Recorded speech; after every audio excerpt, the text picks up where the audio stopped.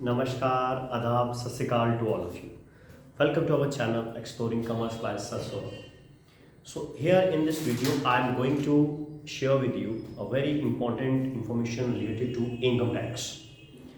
जो हमारा कॉलेज का कोर्स रहता है बीकॉम या बीबीए, उसमें एक सब्जेक्ट रहता है, दैट इज इनकम टैक्स, और इसके साथ अटैच्ड एक सब्जेक्ट है डायरेक्ट टैक्स.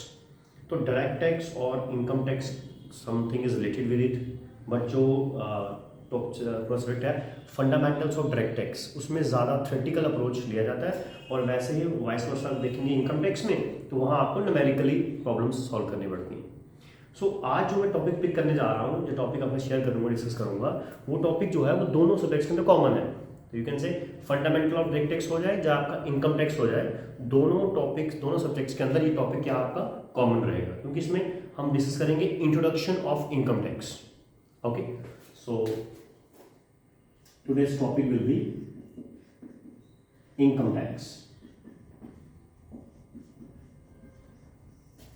इनकम टैक्स क्या होता है, किस तरीके से काम करता है, कैसे गवर्नमेंट के लिए बेनिफिशियल है, कैसे हम इसको पे करते हैं, या क्या क्या चीज़ें हैं जो यहाँ पर इसके साथ कनेक्टेड है.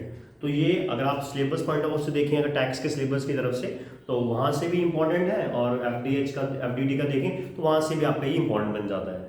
सो फॉर दिस रेफरेंस मैंने रेफरेंस लिया है इसमें इनकम टैक्स की जो 15th एडिशन है, 50वां एडिशन है इनकम टैक्स की बुक का, वहाँ से मैं रेफरेंस कर रहा हूँ, कुछ जो आपका सेक्शंस वगैरह में डिस्कस करूँगा. सो सबसे पहले समझते हैं इनकम टैक्स क्या होता है.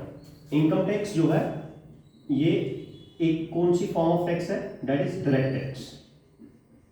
इसको किस कैटेगरी के अंदर मानते हैं, डायरेक्ट टैक्स. तो अब इसको क्लासिफिकेशन पढ़ते हैं. तो सबसे पहला है टैक्स मतलब हिंदी में कर, गवर्नमेंट का सोर्स ऑफ रेवेन्यू. गवर्नमेंट का एक इंपॉर्टेंट सोर्स ऑफ रेवेन्यू क्या होता है, उसको बोलते हैं टैक्स. टैक्स को क्लासिफाई किया गया है दो पार्ट्स में. One is called as a direct tax and other is called as a indirect tax. अब डायरेक्ट टैक्स क्या होता है, डायरेक्ट टैक्स को मतलब जो एक पर्सन द्वारा डायरेक्टली अमाउंट शेयर किया जाता है, डायरेक्टली अमाउंट जो कह सकते हो कि भेजा जाएगा, किसको, गवर्नमेंट को भेजा जाएगा, that will be called as direct tax, जिसमें कोई भी इन बिटवीन पर्सन नहीं होगा. मतलब जितना टैक्स बनेगा डायरेक्टली गवर्नमेंट के साइट पे या गवर्नमेंट की जो पोर्टल्स हैं उन पे जाकर उस पर फाइल करके उसको भेज देना, उसको हम बोलते हैं डायरेक्ट टैक्स. इनडायरेक्ट टैक्स मतलब जो इनडायरेक्टली वे में कस्टमर पे करता है, किसको, गवर्नमेंट को पे करता है, उसको आप समझ लेंगे क्या, अपना इनडायरेक्ट टैक्स. अब इसकी फाइन एग्जांपल्स हैं, जैसे हमारे पास इनडायरेक्ट टैक्स की सबसे एग्जांपल है इसे जीएसटी. अब जीएसटी क्या है, गुड्स एंड सर्विस टैक्स. अब हम मार्केट से कोई चीज खरीदते हैं, से एग्जांपल मैंने एक बुक परचेज कर लिया, बुक का वैल्यू था 5000, राइट.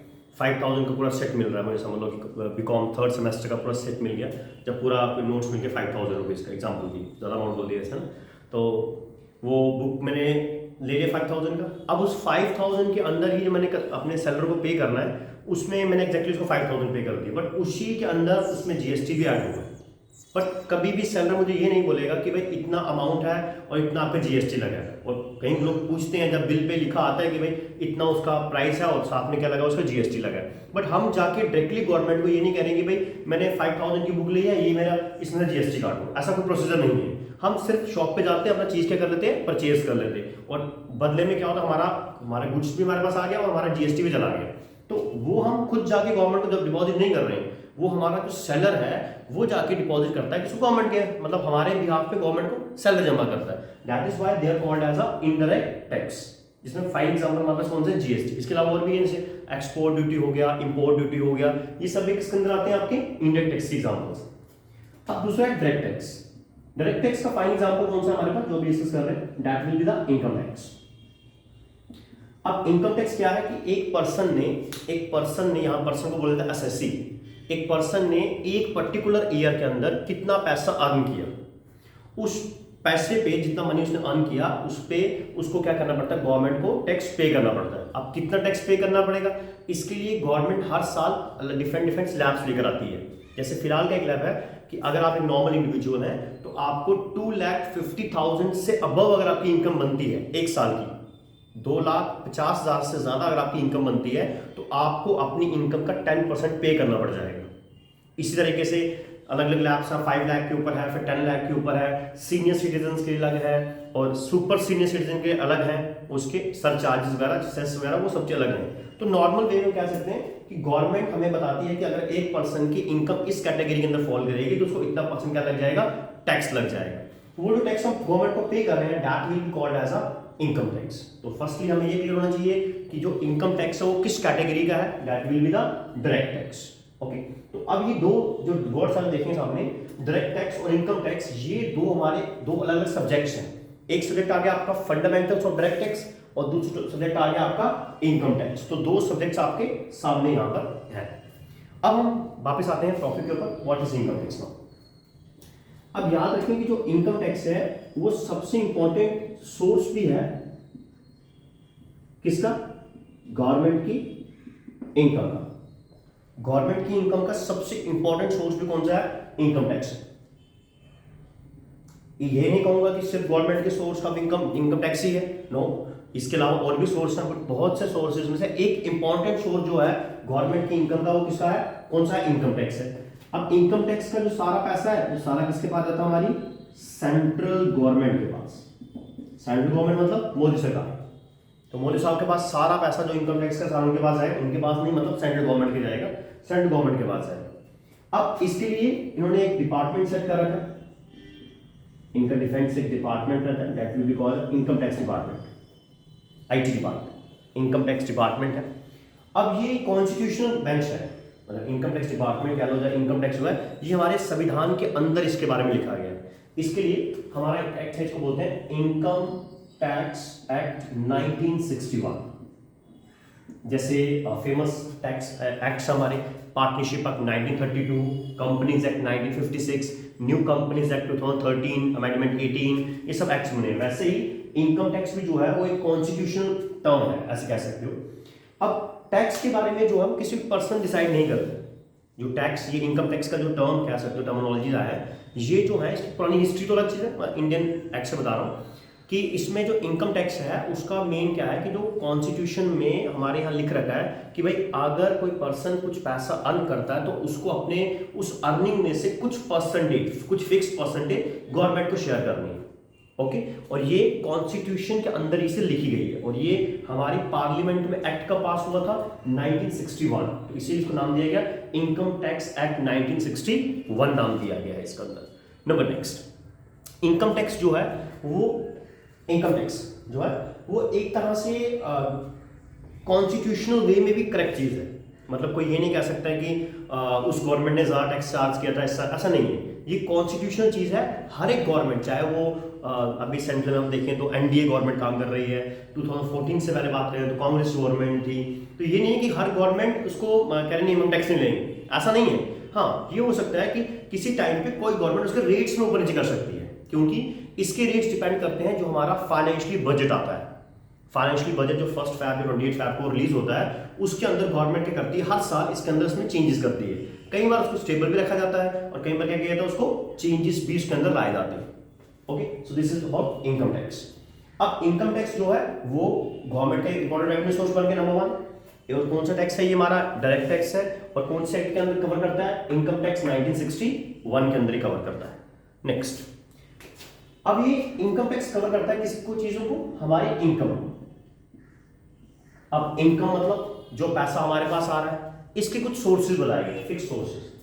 लाइक सबसे इंपॉर्टेंट आ रहा है कौन सा, salary, whether you are a government employ और you are private employ. Obviously बात है, अगर भैया काम करते हैं तो आपको महीने के बाद क्या मिलेगा, एक सैलरी अमाउंट मिलता है। सैलरी से एक सोर्स बन जाएगा, you can say is the income के सोर्सेज क्या है। पहला आ गया salary, next one is HP. HP means house property.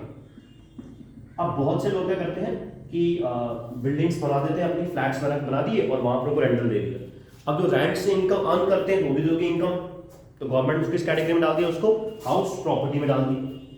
Number next, capital gain, चीजों को बेचना खरीदना, ये सब चीजें देखेंगे। जब हम फिक्स एसेट्स को बेचा जाएगा तो किसका पार्ट बन जाएगा, आपका कैपिटल गेन का बन जाएगा। उसके बाद एक सोर्स बनता है बिजनेस एंड प्रोफेशन।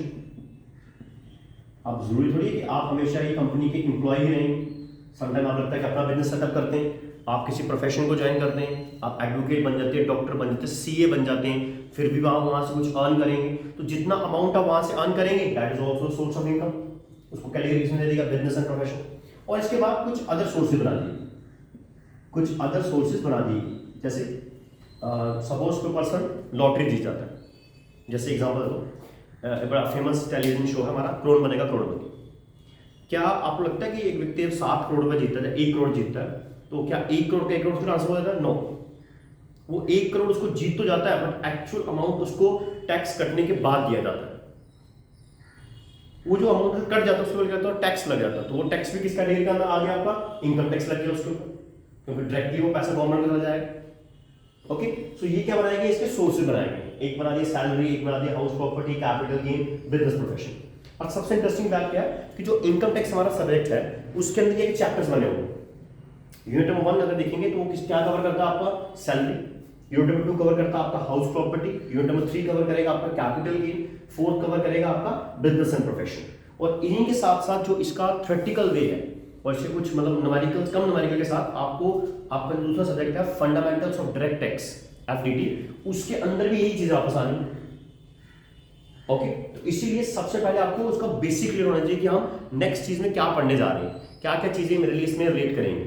ये आज का जो लेक्चर है जो आपसे डिस्कस हो रहा है, इसमें हम एक तरह से पढ़ रहे हैं कि हम जो 2 सब्जेक्ट्स हमारे हैं, इनकम टैक्स और फंडामेंटल ऑफ डायरेक्ट टैक्स, उन दोनों का बेसिक क्या है। क्योंकि जब तक आप उसका बेसिक नहीं समझेंगे उसके आगे टॉपिक्स पढ़ना वो आपके डिफिकल्ट बन जाएगा। अभी आपको पता चल गया भाई इनकम टैक्स ये होता है, वो इनकम पे लगता है, इनकम क्या है, ये सोर्सेज है इनकम के, राइट। नेक्स्ट थिंग, अब जो व्यक्ति इनकम टैक्स पे करता है उसको हम बोलते हैं असेसी। कुछ टर्म्स के बारे में याद रखें, इंपॉर्टेंट टर्म्स कह सकते हैं इसको। इनकम टैक्स जो व्यक्ति पे करता है उसको हम क्या बनाते हैं? उस पर्सन को नाम दिया जाता है assessee, number 1। Number next, income tax जो पे किया जाता है वो हमेशा प्रीवियस ईयर की इनकम पे किया जाता है, याद रखिए।